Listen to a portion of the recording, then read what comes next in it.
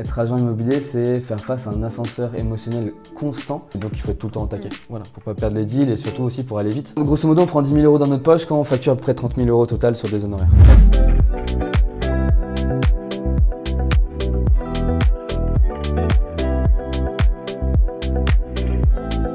Hello à tous, bon, on se retrouve aujourd'hui pour parler du job d'agent immobilier. Ici avec Patrick Maya, qui est agent immobilier depuis... Début 2021, et petite correction, mandataire immobilier pour être tout à fait exact. Ok, voilà. Pardon. Ok, c'est vrai qu'on va pouvoir peut-être même faire le parallèle. Le distinguo entre les deux? Ouais, entre agent immobilier et mandataire immobilier. Bah, on va commencer par ça. Ok, alors, en fait tout simplement, l'agent immobilier du coup est détenteur d'une carte T, chose que c'est pas le cas du mandataire immobilier. D'accord, le mandataire immobilier, tout comme moi par exemple, généralement affilié à un réseau, donc qui possède la carte T, d'accord, et ensuite on a une carte entre guillemets blanche qui nous est sous-traitée, si on peut utiliser ce terme-là, d'accord, qui nous est prêtée, et du coup c'est avec ça qu'on exerce, c'est notre carte professionnelle. Ok, donc un agent immobilier, c'est vraiment, il aura choisi un peu la voie et les études pour ça. C'est ça. Il a un peu le tampon d'or, quoi. C'est ça, exactement. Et du coup, le mandataire immobilier, bah, c'est comme toi, reconversion pro ou changement en virage et tout, et bam, oui. Hop. Après, on peut aussi faire les deux, c'est-à-dire que quelqu'un peut devenir agent immo en refaisant des études, etc., etc. Mais à vrai dire, il y a de vraies différences entre avoir la carte T et du coup être mandataire, dans le sens où, par exemple, quand on a la carte T, on peut être détenteur de fonds, donc on peut, par exemple, retenir un séquestre pour le notaire, etc. D'accord. Chose qu'on ne peut pas faire quand on est mandataire, on doit faire absolument appel à un notaire. D'accord. Donc ça peut être, c'est, on va dire, les grosses différences. Donc typiquement, on ne peut pas ouvrir une agence immobilière. D'accord, en tant que mandataire, parce qu'il nous faut la carte T pour ça. Okay. Voilà, tout simplement. Et si tu es mandataire pendant ces 10 ans, je crois, tu peux faire de la validation d'acquis pour ensuite détenir la carte T. Tout à fait, ouais. En ayant du coup une profession dans les professions immobilières pendant 10 ans, une expérience de 10 ans, en effet, on peut du coup passer de l'autre côté de la barrière. En effet, c'est ça. Exactement. Tout à fait. Ok, ça marche. Voilà pour cette petite première question. Merci bien d'avoir corrigé ce que je disais. Je me suis fait bâcher en direct. Allez, on commence donc le job de mandataire immobilier. Ouais, tout à fait. Est-ce que tu peux nous donner les compétences? Là, pour le coup, c'est autant mandataire qu'agent immobilier. Oui, tout à fait. On fait sensiblement le même travail, pour quasiment à la virgule près. Alors, les compétences. Donc, il faut être surtout très polyvalent. Donc, on touche à énormément de sujets. Donc, à la fois là, en l'occurrence, le sujet du moment qui est le DPE, d'accord, donc compétences sur ce domaine-là, compétences sur les travaux pour pouvoir du coup aiguiller les clients sur le coût des travaux, d'accord. Donc s'y connaître aussi, de savoir qu'est-ce qu'il peut avoir à faire ou pas, d'accord. À la fois aussi sur le financier pour éventuellement conseiller le client après conseiller sur les grandes lignes, parce qu'après, bien évidemment, il faut s'entourer des professionnels adéquats pour pouvoir le faire. Ouais. Toujours, d'accord. Ça va parce que toi, c'était ton ancien job. Voilà, exactement. Donc je donne toujours ce conseil, c'est de s'entourer franchement des vrais professionnels qui savent le faire, mais l'agent immo, il faut qu'il ait au moins cette appétence, d'accord. Et donc sur le côté financier, par exemple, parler des différents régimes, LMNP, du coup déficit, ou alors en SCI non propre, ou en SAS en marchand de biens. Donc selon les projets, savoir aiguiller à minima le client, d'accord. Et ensuite tout ce qui va être forcément compétence sur technique commerciale, bien évidemment, parce que l'agent IMO est aussi un commercial, donc il faut certaines compétences pour obtenir déjà prendre un mandat, pour ensuite vendre le bien, gérer le client sur toutes ces problématiques, d'accord. Et ensuite pour moi la dernière compétence qui est vraiment obligatoire, c'est de connaître son secteur. Parce que forcément, pour vendre un bien, il faut connaître déjà son bien de manière précise et surtout connaître son secteur pour aiguiller le client au mieux et pouvoir répondre du coup à ses questions, surtout pour les clients qui ne connaissent pas du tout le secteur. Voilà. Ok, super, merci pour les compétences. Et du coup, je vais le relier avec les qualités qui sont vraiment nécessaires. Ok, alors les qualités pour moi, c'est surtout déjà, la première chose, c'est être à l'écoute. L'immobilier, c'est, comme j'ai l'habitude de dire, c'est avant tout de l'humain. D'accord, donc être à l'écoute, pourquoi? Pour bien écouter du coup les besoins de ses clients, écouter le projet, le comprendre et mettre du coup en place ensuite les actions qui seront adaptées à ce projet-là.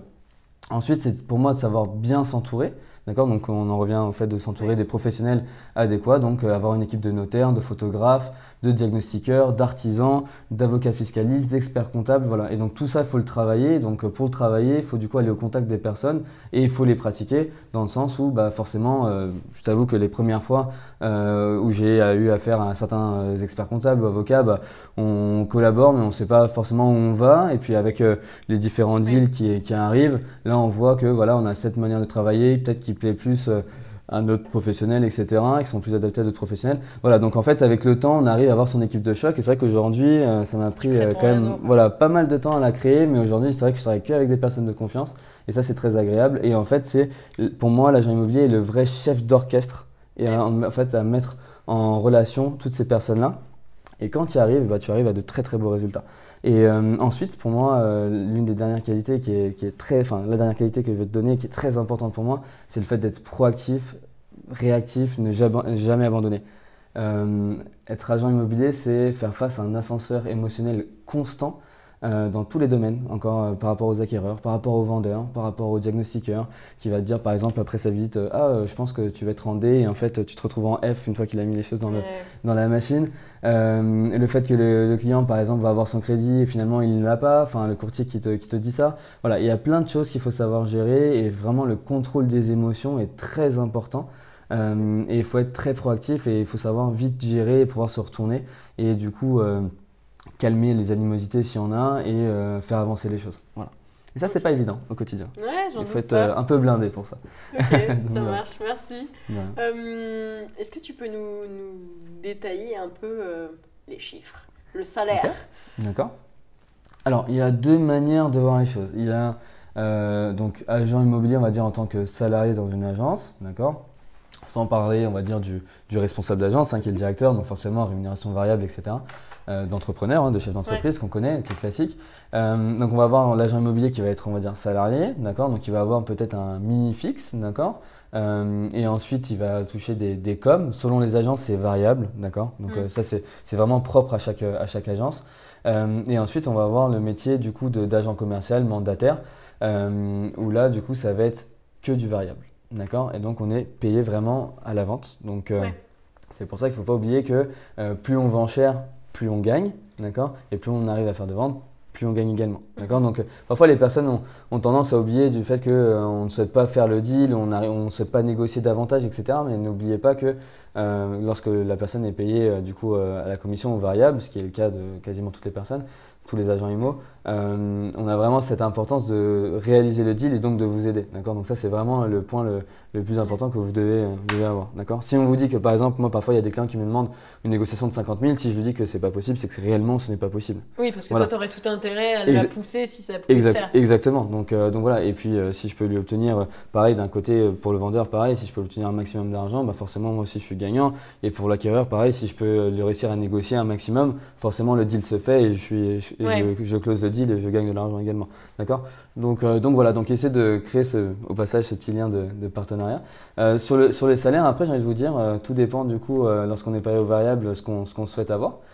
Forcément, si on souhaite avoir un salaire à 5 chiffres, on doit mettre les actions pour, mais c'est largement réalisable. Parce que du coup, si on récap, donc soit tu es payé comme toi, donc totalement indépendant. C'est ça. Et là, c'est soit tu sors des deals et c'est bon. Exactement. Et dans ces moments-là, ok, alors on va prendre un exemple parce que tu sais, on a toujours tendance à se dire l'agent immobilier, il se prend 10 000 euros dans sa poche.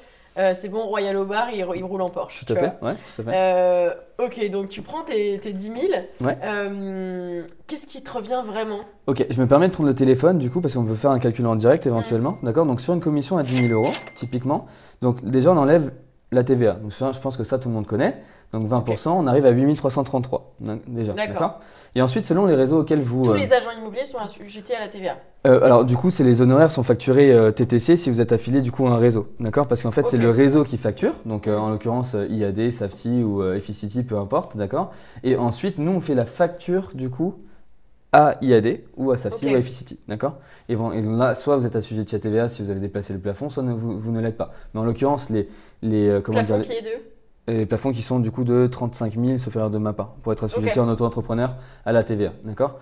Mais en l'occurrence, c'est le réseau qui facture, donc le réseau va toujours facturer en TTC, d'accord? Et donc nos calculs pour le mandataire vont être faits sur la base d'un hors taxe, d'accord? Ok, Voilà. donc on retire 20% Voilà. si on est dans un gros réseau. Tu Voilà. peux avoir aussi, je sais pas, Jacqueline qui va se lancer de son côté toute seule. Alors, elle aussi, elle va devoir facturer, du coup, au bout d'un moment, si au bout de 3 transactions, si tu te retrouves Ouais, dans bah un oui, secteur bien où sûr. tu prends 10 000 euros à chaque fois, au bout de 3 transactions, tu y es, Ok. donc tu factures de la TVA, d'accord? Donc, on va dire que c'est quasiment tout le temps le cas, d'accord? Donc voilà, sur 10 000, on retire 20%, on a 8 333, donc divisé par 1,2, d'accord? Sur ça, on va prendre du coup la commission qui incombe du coup au mandataire. Par rapport au réseau, donc en l'occurrence chez IAD c'est 69,31, d'accord? Et si vous dépassez certains 69%, 31%, donc 69% pour le mandataire, 31% pour le réseau. Après, il y a des paliers, si vous dépassez un certain chiffre d'affaires, eh bien cette augmentation pour le mandataire augmente, d'accord? En grosso modo à 88% au-delà de 70 000, d'accord? Ok. Voilà, donc on revient à 69%, on va faire un calcul classique, donc 69% de ce montant-là, d'accord? Donc ça fait 5 750, d'accord? D'accord. Voilà, donc moi ma facture va être de 5 750. Sur ça, je retire du coup les cotisations sociales. Donc les cotisations sociales sont de, on va dire, 22%. Donc Ok. on enlève 22% sur ça, on tombe à 4 485. Ouais. D'accord? Et sur ça, on a ensuite du coup les impôts sur le revenu. Ok. D'accord? Donc voilà, donc déjà, on prend 4 400, voilà, 4 485, donc on va dire 45% des Ouais, 10 000 on euros. retire, ouais. Voilà. Donc on prend 45% des 10 000 euros hors impôt sur le revenu. C'est énorme. Donc c'est énorme, la Énorme. différence est énorme. Donc non, on ne prend pas 10 000 euros tout le temps dans notre poche. Mais Donc, c'est bien de mais voilà. resituer le truc quand même. On prend, grosso modo, on prend 10 000 euros dans notre poche quand on facture à peu près 30 000 euros au total sur des honoraires. Ok, d'accord. Voilà. C'est dingue. Voilà, ouais. donc Mais bon, ok. pas tous les jours, quoi. C'est important parce que c'est vrai quand on négocie, on ne Ouais. se rend pas compte derrière de tous les impacts. Hein. C'est un Bien peu sûr. comme les frais de notaire Bien sûr. où on se dit le notaire il se gave alors que pas du tout. Les émoluments du notaire ça représente. Exact, ouais, une un grosse petit partie. bout, quoi. Ouais, tout à fait. Oui, c'est exactement, ouais, tout à fait. Donc ok, donc ça c'est vraiment quand tu es indépendant. Quand ensuite tu peux avoir du coup un fixe plus variable Ouais, tout à fait. dans certaines agences. Moi je sais que j'avais déjà fait un stage chez fait. Orpi à l'époque. Ouais, ok. Et là-bas il y avait deux possibilités. Ok, Soit tu avais du coup fixe plus variable. ok. Soit tu avais un fixe par avance. D'accord. Et ok. alors ça c'était assez horrible. Enfin moi je trouvais ça horrible. Ça voulait dire que si tu vendais rien ce mois-ci, je te faisais une avance. Exactement. Enfin, le boss plutôt Ouais. faisait une avance et Tout à le fait. mois d'après tu devais lui rembourser. Oui, une Donc partie, ouais. parfois il se retrouvait avec 2 mois à rembourser et en fait Tout à fait. moi je trouve ça quand même très risqué quoi. Oui, et puis psychologiquement, c'est dur de se dire on m'avance de l'argent, mais je dois le rendre. Enfin, c'est pris sur Ouais. ma prochaine, enfin, c'est pris sur la prochaine com. À vrai dire, J'ai c'est déjà pas, 3000 balles voilà. à sortir juste de remboursement. C'est pas en fait, c'est pas que il te le rend, c'est qu'en fait c'est prélevé sur la com qui va être versée, d'accord? Donc en fait la com qui te sera versée sera diminuée du coup de cette avance là, d'accord? Ouais. Voilà, donc généralement c'est comme ça que ça fonctionne. Mais oui, du coup tu as ces deux fonctionnements là. Soit tu as du coup on va dire vraiment le minimum et du coup un variable selon l'accord on va dire interne. Soit tu as ce système là, d'accord? Ou soit tu peux être en fait agent commercial donc indépendant au sein même de cette agence là. Ça existe également, Ouais. d'accord? Donc C'est vrai qu'il y a voilà. beaucoup de fonctionnement quand même. Il y a beaucoup de fonctionnement, tout à fait. Ouais, tout à Ok. fait. Mais il faut jamais oublier que la grosse partie est variable, d'accord? Donc la très très grosse majorité des revenus est variable. Et donc il faut se batailler au quotidien pour y arriver. Voilà. Ouais, c'est pas évident. Ok, ça marche, merci. Après, j'aimerais parler un peu du quotidien et les missions. Est-ce que tu peux nous raconter une journée type? Ok. Alors une journée type, c'est simple. Moi j'aime bien, je peux éventuellement caler ma journée type, moi personnelle, on va dire, Ah et bah pas de oui, manière c'est générale. bien sûr. Ok. Alors moi, ma journée type personnelle, ça va être par exemple le matin, je me lève, je passe du coup quelques minutes sur mes mails, on va dire une bonne demi-heure. Alors attends, est-ce que tu peux nous donner un peu déjà de quelle heure sur une journée Ok. Alors, moi, il faut savoir que j'aime bien travailler plutôt le soir. J'aime bien, j'ai des grosses On plages dira horaires. pas qu'il arrive à la bourre pour la vidéo. Mais je suis très focus le soir et c'est vrai que j'ai une appétence à travailler le soir donc je termine très tard. Donc Ouais. forcément le matin, je commence pas à 8h du matin, j'ai commencé plutôt à 9h30, 10h. Voilà, d'accord? Donc voilà. Non, ça c'est ce que tu vas pas. C'est la face cachée. Ok. Donc voilà, donc on va dire 9h30, 10h, je fais mes premiers mails, etc. Bien évidemment, sauf si j'ai des rendez-vous le matin, hein, bien évidemment. Donc premier mail auquel je réponds, etc. D'accord? Et ensuite, je passe mes différents appels. D'accord, donc mes différents appels pour du coup relancer les personnes ou avoir du coup, enfin personne ça peut être acquéreur, vendeur, comme ça peut être diagnostiqueur, expert comptable, notaire, etc. Donc pour que ça avance, d'accord, pour qu'on ait une réponse en fait dans l'après-midi tout simplement, d'accord. Et ensuite l'après-midi j'essaie de caler du coup mes visites, mes rendez-vous pour éviter de faire tout le temps des allers-retours entre le bureau et du coup l'extérieur. Donc j'essaie d'enchaîner tous les rendez-vous.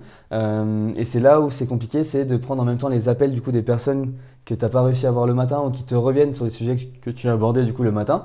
Et c'est là où il faut réussir à jongler entre en train de faire un closing, de prendre une offre, de négocier quelque chose de très compliqué, de prendre un mandat et quelqu'un qui est en train de te dire voilà, j'ai la solution à ta problématique, on va faire comme ça, comme ça, comme ça. Donc c'est vrai que parfois en voiture ou en scooter, au téléphone, voilà. Bravo.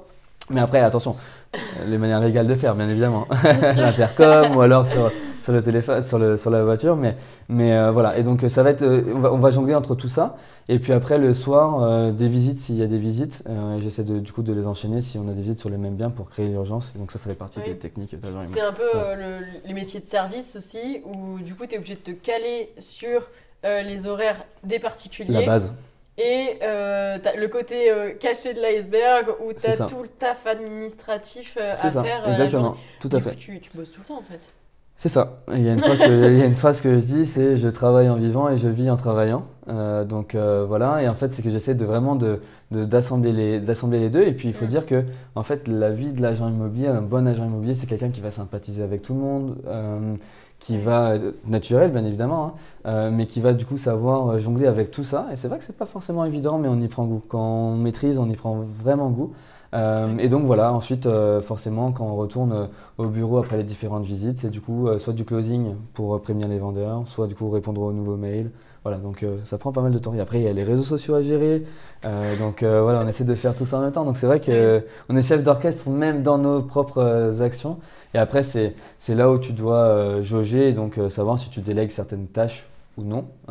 Voilà. Et c'est là où… voilà. Donc tu dirais que c'est un métier de passion? C'est un métier de passion, c'est un métier où il faut être vachement investi, où il faut également prendre soin de soi parce que c'est très dynamique, on demande beaucoup.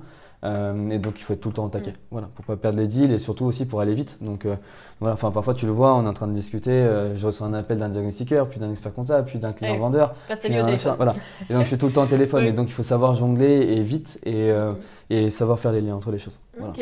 Et d'ailleurs c'est vrai que tu dis faut savoir prendre soin de soi. Et tu fais quoi pour ça? J'essaie de faire du sport, pas souvent mais j'essaye, surtout le dimanche matin. Ce qui est fou, c'est que comme on se connaît plutôt bien, voilà, donc, s'il ment, je vais pouvoir vous le dire. Exactement, donc j'essaie de faire du sport. Tu sais que j'ai une appétence particulière pour la motocross, c'est que c'est quelque chose malheureusement que j'arrive pas à caler en ce moment, depuis quelques mois, mais que voilà, je vais essayer de remettre.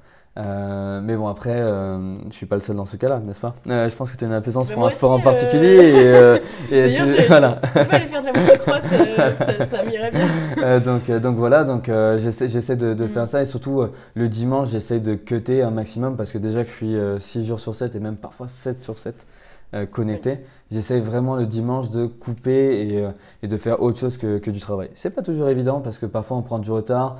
Et le fameux truc de vouloir scaler, de vouloir toujours plus, vouloir réussir, on essaie de toujours être connecté, mais c'est vrai que parfois la machine nous dit un peu, donc le corps, en d'autres termes, nous dit un peu, voilà, on se calme, exactement. Et surtout, ce que j'adore faire le plus, c'est de voyager, et lorsqu'on part en vacances avec toute l'équipe IMO, c'est de voyager, c'est vrai que ça coupe.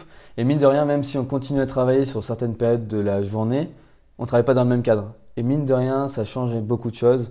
Ça permet de prendre parfois des décisions avec un peu plus de recul, avec un peu plus de calme, avec plus de sérénité et du coup parfois de faire de meilleurs choix. Et c'est vrai que lorsqu'on part et qu'on parle un peu business, cool. On revient plein d'idées et on se dit je vais faire ça, comme ça, comme ça, comme ça. Donc voilà. C'est vrai, il faut trouver un équilibre. C'est ça, c'est très important. Modération. On parle souvent de court terme ou long terme, et bien là je pense que forcément si sur le long terme on veut pouvoir performer, il faut savoir du coup parfois mettre le holà et prendre du temps pour soi. Donc voilà, c'est pas un sprint, c'est un marathon comme j'ai l'habitude de dire. Oh, c'est beau. Alors j'ai une dernière question un peu sur tout ça, c'est que est-ce qu'on peut le fameux téléphone. Est-ce qu'on peut scaler cette activité? Parce qu'on est toujours toujours, je dirais on est beaucoup plus dans une optique de scale. Donc je dirais c'est vraiment développer, c'est croître au maximum. Et quand on est dans un job d'agent immobilier, on peut se dire ok, mais je suis tout seul quand même. Comment je fais pour déployer, pour avoir plus de force, plus d'impact, pour vendre plus, faire plus de CA? Est-ce que toi, c'est quelque chose à laquelle tu penses? Comment tu peux le faire? Est-ce que tu as mis des choses en place pour y arriver? T'en es un peu à quelle phase, quoi? Alors, très bonne question. C'est vrai que du coup, on est indépendant. On n'a pas de structure à proprement parler, une société dans laquelle on a des salariés, etc. Par contre, on a l'habitude de dire indépendant, mais jamais seul. Pourquoi jamais seul? D'une, j'ai mes clients, j'ai mes partenaires avec qui je suis quotidiennement en contact. Et ça, déjà, ça me permet d'aller vite. Parce que si je devais tout faire par moi-même, ça serait impossible, d'accord? Et ensuite, j'ai aussi le fait la possibilité de développer mon équipe. D'accord? Et donc forcément en développant mon équipe, par exemple, je travaille sur Marseille via mon filleul Brice notamment, sur Gap, on peut travailler dans le 78, dans le 91, enfin voilà, on fait partie d'une équipe, donc déjà on travaille tous ensemble et on est tout le temps en contact sur différentes problématiques, d'accord? Et puis ensuite sur le fait de vouloir scaler, on parlait des réseaux sociaux, typiquement, ou alors des tâches administratives. Et bien là se pose la question éventuellement de prendre un stagiaire, de prendre un alternant, donc pour pouvoir déléguer ces tâches-là au maximum et performer sur notre vrai métier qui est d'aller prendre du mandat, de vendre, voilà, et de faire du contact. Voilà. Parce que là, si tu prends une journée type, et en termes de répartition, si on met un pourcentage, tu as quel pourcentage d'administratif et quel pourcentage réellement de vente, quoi? C'est une question qui est très compliquée. Pourquoi? Parce que j'essaie de segmenter. Alors, donc je disais le matin et le soir sur les choses administratives. Et après, j'essaie vraiment de faire des journées type administratif et compta. Donc, c'est-à-dire qu'il y a des journées où je vais faire que du mail ou que des sujets compliqués. Donc c'est qu'il y en a quand même beaucoup Il y en pour a que tu beaucoup. sois obligé Bien de sûr. booker des journées pour ça. Bien sûr, ouais, il y a des journées où vraiment je prends que le temps de ça parce qu'il faut prendre les mandats, il faut les rédiger. Parfois, quand il y a des successions, si vous avez 10 personnes dans la succession, il faut récupérer les informations des 10 personnes. Et si elles sont sous tutelle, curatelle, il faut être en contact avec les avocats, les tribunaux, etc. pour récupérer ces documents-là. Donc ça prend mine de rien énormément de temps. Et puis si vous avez par exemple la petite mamie, le petit papy, etc., tout ce qui est signature électronique, tranquille, etc. Voilà, ils savent pas faire, donc il faut savoir gérer, donc il faut faire les choses en version papier, il faut prendre le temps d'expliquer. Voilà, c'est vraiment un métier où il faut se mettre à la place des autres, prendre le temps de faire les choses et c'est quand même minimum d'optimiser parce que sinon on peut voilà. Administrativement la charge est lourde. Donc c'est pour ça que en ce moment je suis vraiment en train de réfléchir stratégiquement parlant à comment organiser tout ça et du coup à déléguer un maximum à des personnes qui sont tout aussi compétentes que moi, voire plus dans ce domaine-là, pour moi me décharger et vraiment viser le travail propre de l'agent immobilier, le travail même de l'agent immobilier qui est d'aller chercher des biens et de les vendre. Voilà. Ok. Et pour finir cette vidéo, est-ce que tu aurais un élément que tu aurais envie de partager à quelqu'un qui demain a envie de devenir agent immobilier ou mandataire immobilier? Bon, on a compris qu'on englobait les deux, hein, donc là-dessus il n'y a pas de souci. Un élément, alors surtout moi je le vois beaucoup en ce moment parce que c'est le sujet en vogue. L'immobilier est un marché entre guillemets en ce moment complexe, d'accord, dû au taux d'intérêt, etc., au DPE. Et je vois beaucoup de personnes qui n'osent pas la reconversion. Donc on va dire plutôt qu'agent immobilier, si vous voulez vraiment faire une reconversion et qui plus est en tant qu'agent IMO ou mandataire IMO, faites-le, suivez votre objectif, d'accord.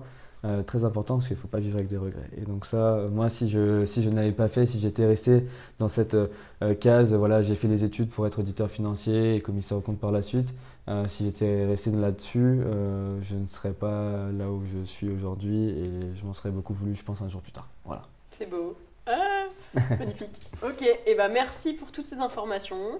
Et puis on se retrouve dans une nouvelle vidéo. À bientôt. À bientôt.